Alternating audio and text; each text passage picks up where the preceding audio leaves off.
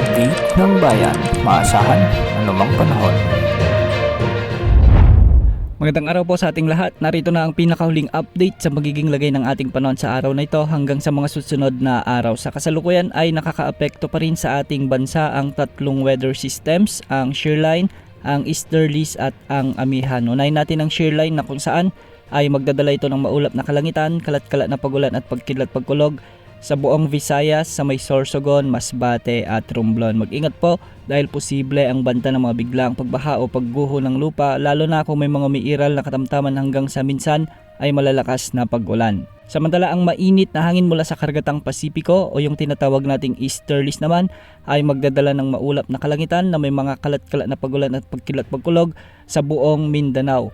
Dahil dito, maalinsa ang panahon ang naranasan natin kanina, ngunit posible pa rin ang banta ng mga biglang pagbaha o pagguho ng lupa, lalo na kung may mga umiiral ding katamtaman at minsan ay malalakas na pagbuhos ng ulan. Samantala umiiral naman ang amihan at magdudulot ito ng maulap na kalangitan na may mga kasamang mahihinang pag-ulan sa may Quezon Province at sa natitirang bahagi ng Bicol Region. Sa Palawan, asahan naman ang bahagyang maulap hanggang sa maulap na kalangitan na may mga isolated rain showers and thunderstorms. Dulot naman ito ng easterlies. Mag-ingat pa rin dahil posible ang banta ng mga biglaang pagbaha o pagguho ng lupa, lalo na kung may mga umiiral na severe thunderstorms. Para naman sa Metro Manila at nalalabing bahagi ng Luzon, asahan naman ang bahagyang maulap hanggang sa maulap na kalangitan na may mga isolated light rains o kalat-kalat na may hinang pagulan.